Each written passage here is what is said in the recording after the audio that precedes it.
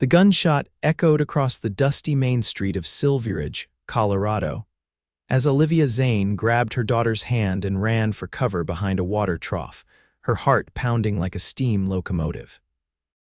It was 1876, and the small mining town had seen its share of violence, but never had a bullet come so close to Olivia and her 5-year-old daughter, Ellie. The bank robbery happening across the street had erupted into chaos, with outlaws firing wildly as they mounted their horses. "Stay down, sweetheart," Olivia whispered, holding Ellie's trembling body close. Hoofbeats thundered nearby, and suddenly a tall figure cast a shadow over them. Olivia looked up to see a man on horseback, his face partially hidden by the brim of his hat. Without a word, he dismounted, drew his revolver, and fired 2 precise shots. The bank robbers retreated, galloping out of town with their ill-gotten gains, though one clutched his shoulder in pain. "Are you hurt, madam?" the stranger asked, his voice deep and gentle as he knelt beside them. His eyes were the color of a summer sky, and stubble covered his strong jaw. "No, we're fine, thanks to you," Olivia replied, helping Ellie to her feet. "Name's Daniel Steele," he said, tipping his hat. "Sheriff in these parts?" "Olivia Zane, this is my daughter, Ellie." The little girl peeked from behind her mother's skirts, her blue eyes wide with curiosity. Daniel smiled at her, and his gaze caught on a distinctive mark on the child's wrist as she reached out to touch her mother's hand. A birthmark shaped like a crescent moon. His smile faltered, and he instinctively touched his own wrist, where beneath his shirt sleeve lay an identical mark. "That's quite a birthmark your daughter has," he said, his voice suddenly strained. Olivia protectively pulled Ellie closer. "Yes, she's had it since birth." Daniel nodded, his expression unreadable. "Let me escort you ladies home. These streets ain't safe today." As they walked, Daniel's mind raced with questions. The birthmark was rare, he'd never seen another person with it besides himself. And Ellie's age. 5 years would place her conception around the time he had spent in Denver. Could it be? He glanced at Olivia's profile, trying to place her face in his memories. "Have we met before, Mrs. Zane?" he asked carefully. Olivia kept her eyes forward. "I don't believe so, Sheriff. We moved here just 3 months ago from Denver." His suspicions deepened. "And Mr. Zane?" "There isn't one," she said flatly. "Not anymore." They reached a modest clapboard house at the edge of town. Olivia thanked him and hurried inside with Ellie, leaving Daniel standing in the street, his heart heavy with the weight of possibility. That night, Daniel couldn't sleep. He paced his small quarters behind the sheriff's office, the image of Ellie's birthmark burning in his mind. 5 years ago, he had been a different man, wilder, more reckless. He had spent a month in Denver after a cattle drive, flush with cash and seeking pleasure. There had been a woman, a beautiful barmaid with auburn hair like Olivia's. The details were hazy through the veil of time and whiskey, but he remembered her laugh, her green eyes, and a passionate night before he rode out at dawn. Could Olivia be that woman? Could Ellie be his daughter? The next morning, Daniel found himself at Olivia's door, hat in hand. She seemed unsurprised to see him. "May I come in, Mrs. Zane? I believe we have matters to discuss." Olivia hesitated before stepping aside. The house was sparsely furnished but clean and welcoming. Ellie sat at a small table, carefully drawing on a slate. "Ellie, would you please go play in your room for a bit? Sheriff Steele and I need to talk." Once the child was out of earshot, Daniel spoke. "I couldn't help but notice your daughter's birthmark. It's identical to one I've had since birth." Olivia's face paled. "Many people have birthmarks, Sheriff, not like this one." He rolled up his sleeve, revealing the crescent-shaped mark on his wrist. "And 5 years ago, I was in Denver. I met a woman at the Silver Dollar Saloon." Olivia's composure cracked. "Olivia Carson, that was my name then." "You're her," Daniel whispered. "And Ellie is your daughter." Olivia's voice was barely audible. "I didn't expect to ever see you again. You left before dawn, no goodbye, no name." Daniel felt shame wash over him. "I was young and foolish." "Had I known, you couldn't have known," Olivia interrupted. "I didn't know myself until weeks later." "Why Silverridge, of all places?" "I had no idea you were here. We moved after my father died. He left me enough money to start fresh." Ellie deserved a better life than working in a saloon could provide. Daniel sank into a chair, overwhelmed. I have a daughter. Yes, Olivia confirmed, but you need to understand something, Sheriff. Ellie doesn't know about you. As far as she's concerned, her father died before she was born. I won't have her heart broken if you decide to walk away again.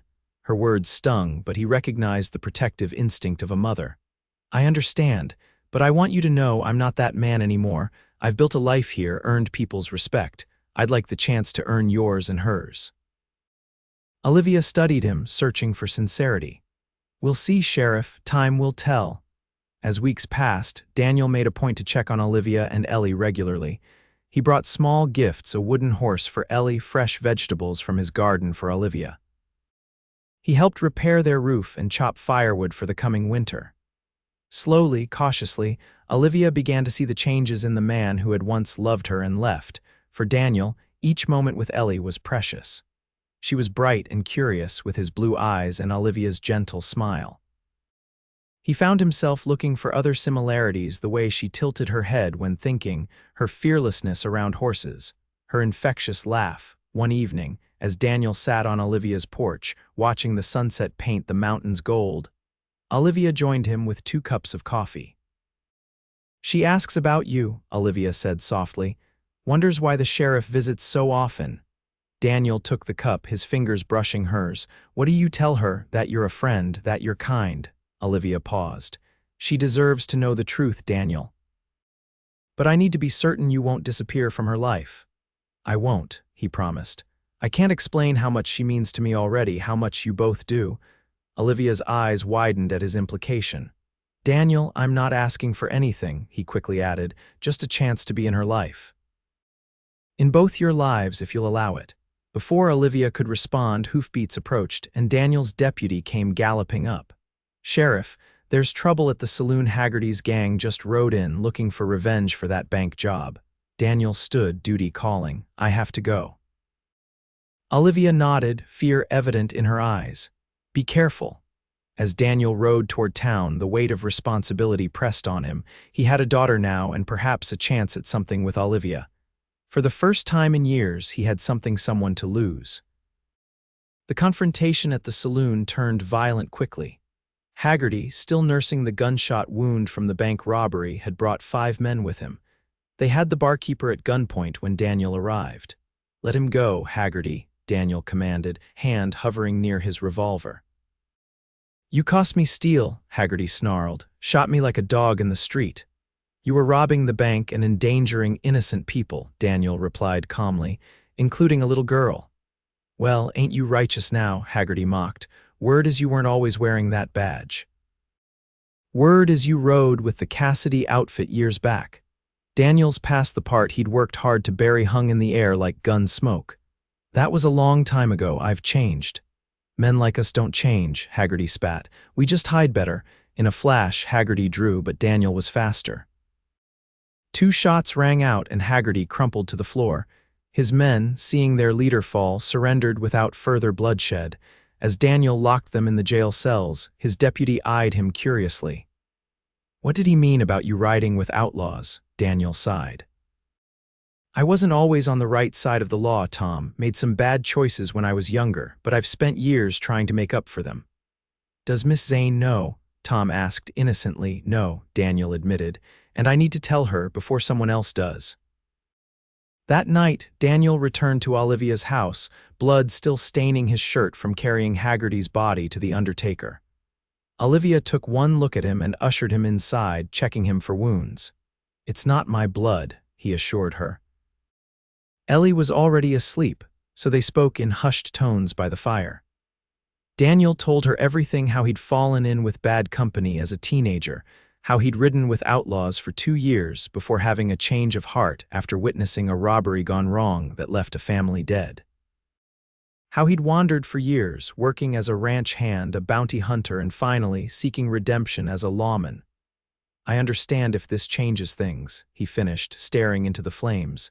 If you don't want me around, Ellie. Olivia was quiet for a long moment. We all have pasts, Daniel. What matters is who you are now. She reached for his hand. The man I see is honorable and kind. That's the man I want Ellie to know as her father. Daniel's heart swelled with hope. You mean that? I do. Olivia smiled softly. We'll tell her together tomorrow. The next morning, they sat Ellie down at the breakfast table. The little girl looked between them, curious about the serious expressions on their faces. Ellie, Olivia began gently, remember how I told you your father died before you were born? Ellie nodded, her small face solemn. Well, that wasn't exactly true. I thought he was gone forever, but he found us. Ellie's eyes grew wide. Where is he? Daniel's throat tightened as Olivia looked to him. I'm your father, Ellie, he said, his voice breaking slightly. The child stared at him in disbelief. You're the sheriff. I am, Daniel nodded, but I'm also your father. See? He rolled up his sleeve, showing his birthmark. You got this from me. Ellie looked at her own wrist, then back at Daniel. 1,000 questions flashed in her eyes. Why weren't you here before? Daniel exchanged a glance with Olivia. I didn't know about you, sweetheart. If I had, I would have moved heaven and earth to find you. Are you staying now? Her voice was small, vulnerable. Yes, Daniel promised. I'm not going anywhere. Ellie processed this information with the directness only a child could manage. Can I call you Pa? Daniel felt tears sting his eyes. I'd like that very much. The adjustment wasn't always easy. Ellie had moments of uncertainty, testing Daniel's commitment with typical childhood challenges. Olivia sometimes found herself reverting to the independent stance she'd maintained for years. And Daniel had to navigate his new role as father while maintaining his duties as sheriff. But as summer turned to fall, they settled into a rhythm. Daniel spent his free days teaching Ellie to ride a gentle mare he'd bought for her. Olivia found work at the local school, teaching children to read and write. In the evenings, they often sat together on the porch, watching the stars emerge as Daniel told stories of the constellations. One crisp October evening, after Ellie had gone to bed, Daniel and Olivia lingered by the fire. The warmth between them had been growing, tentative touches and meaningful glances speaking volumes. I never stopped thinking about you, Daniel confessed quietly. Even when I couldn't remember your name clearly, I remembered how it felt to be with you. Olivia's cheeks flushed. I was angry for so long, finding myself alone with child, no way to contact you. I don't blame you for that anger, Daniel said, but I'm grateful for this second chance. Not just with Ellie, but with you. He reached for her hand, and this time, Olivia didn't pull away. Instead, she leaned closer, and their lips met in a kiss that spoke of forgiveness, hope, and the promise of something deeper. As winter descended on Silverridge, bringing snow that blanketed the mountains and valleys, Daniel spent more nights at Olivia's house than at his quarters. The townsfolk noticed. Of course, nothing stayed secret for long in a small town, but the revelation that Sheriff Steele was little Ellie Zane's father had already circulated, and most people viewed their growing relationship with approval. Christmas approached, and Daniel had a plan. He'd saved carefully over the years, living simply despite his steady income as sheriff. The small velvet box in his pocket contained a gold ring with a modest diamond, not flashy, but a sincere token of his intentions. On Christmas Eve, the three of them decorated a small pine tree Daniel had cut from the mountains. Ellie hung paper ornaments she'd made at school, while Olivia strung popcorn and cranberries. Daniel lifted Ellie to place a tin star at the top, her delighted giggles filling the warm room. After Ellie had hung her stocking and gone to bed, buzzing with excitement for Christmas morning, Daniel and Olivia sat close on the sofa, watching the fire's glow illuminate their humble tree. I have something for you, Daniel said, reaching into his pocket. I wanted to give it to you tonight, just between us. Olivia's eyes widened as he revealed the box and knelt before her. Daniel, Olivia Carson Zane, 5 years ago, I made the biggest mistake of my life by riding away from you. By the grace of God, I've been given a second chance and I don't intend to waste it. He opened the box, revealing the ring. I love you, I love our daughter. Would you do me the honor of becoming my wife? Tears filled Olivia's eyes. Yes, she whispered. Yes, Daniel. As they sealed the promise with a kiss, snow began to fall outside, dusting Silverridge with a fresh, clean blanket, a new beginning. They married on New Year's Day, 1877, in the small church on the hill. Ellie served as flower girl, proudly walking ahead of her mother and tossing rose petals from a basket. The whole town attended, Daniel standing tall in a new suit, Olivia radiant in a cream-colored dress she'd worked on secretly for weeks. As Daniel slipped the gold band onto Olivia's finger, his eyes met hers with a promise that went beyond the vows they spoke. This was forever the family he never thought he'd have, the redemption he'd spent years seeking. "You may kiss the bride," the preacher announced, and Daniel drew Olivia close, sealing their union with a tender kiss as the congregation applauded. Later, at the reception in the town hall, Daniel danced with his daughter standing on his boots, her laughter echoing through the room. Olivia watched them, her heart full to bursting. "You've got yourself a fine family, Sheriff," said old Mrs. Tompkins, the town's most notorious gossip. "Never thought I'd see the day." "Neither did I," Daniel admitted, "but sometimes life gives you more than you deserve." Spring brought new beginnings. Daniel built an addition to Olivia's house, their house now adding 2 more bedrooms and a larger kitchen. Olivia planted a garden, and Ellie helped tend the seedlings, delighting in each new sprout. Daniel continued as sheriff, but the town had grown more peaceful. The railroad had brought prosperity and respectability, and the wild days seemed to be waning. He found himself spending more time with his family and less time dealing with troublemakers. One evening in May, as they sat on their expanded porch watching the sunset, Olivia turned to Daniel with a secretive smile. "I have news," she said, taking his hand and placing it on her stomach. "Ellie's going to have a brother or sister come winter." Daniel's face transformed with wonder. "A baby, we're having another baby," Olivia nodded, laughing as he swept her into his arms, spinning her gently. "A family of 4, she said. "Who would have thought?" they told Ellie the next day, and the child's excitement knew no bounds.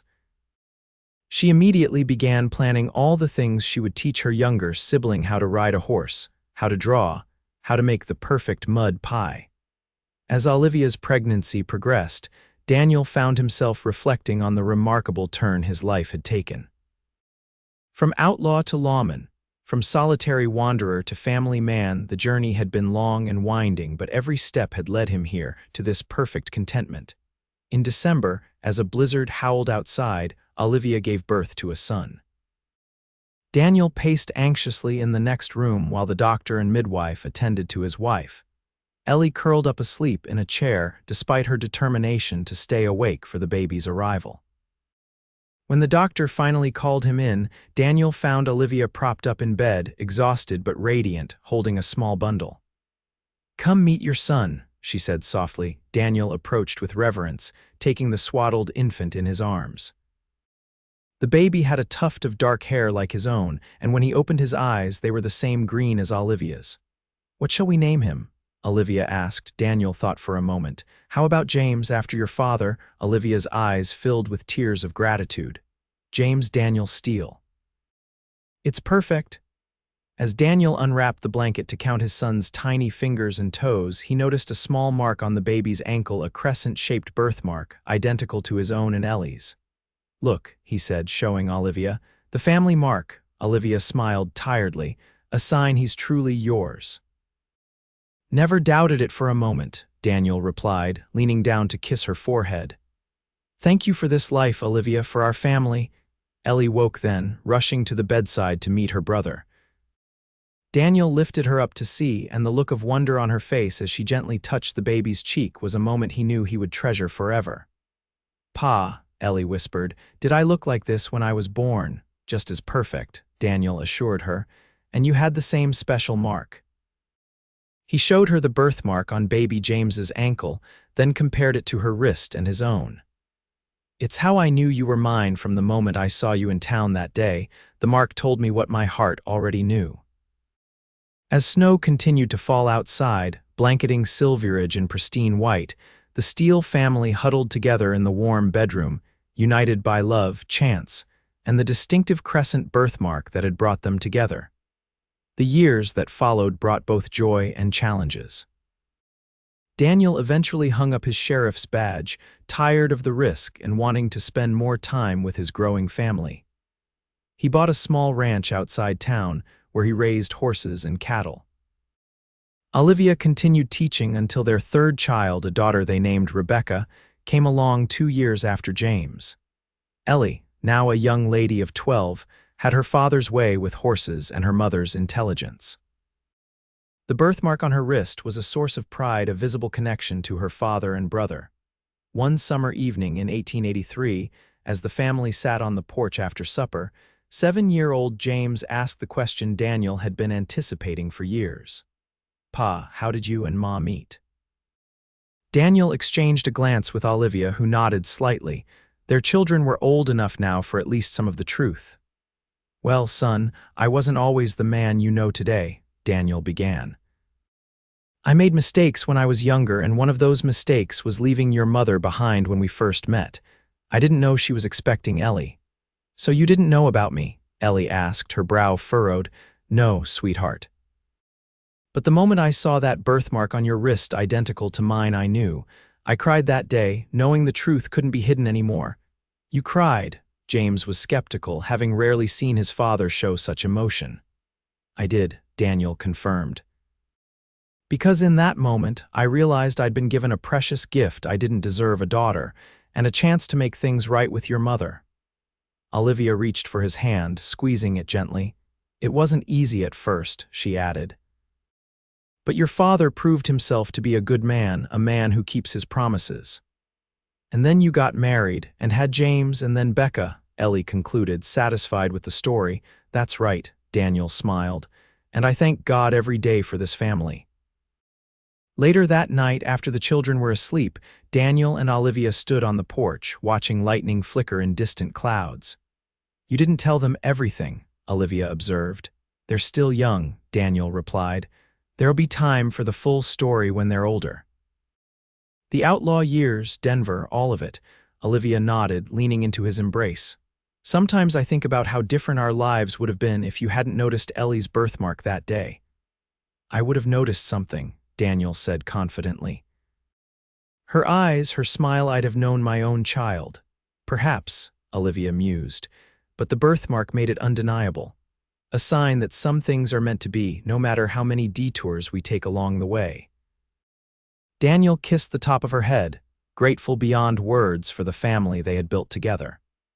From a chance encounter in Denver to a fateful reunion in Silverridge to this peaceful ranch where their children grew strong and happy, their journey had been extraordinary. "I love you, Olivia Steele," he whispered, "from now until forever." "And I love you," she replied, turning in his arms to meet his gaze, "my cowboy with the crescent moon." As they stood together under the vast Colorado sky, Daniel thought about the mysterious ways life worked, how a simple birthmark had revealed the truth he might never have known, giving him a family and a love he had never imagined possible. The mark that had once been just a curious feature of his body had become the symbol of his greatest blessing, a constant reminder that even the most hidden truths have a way of coming to light, sometimes bringing miracles along with them.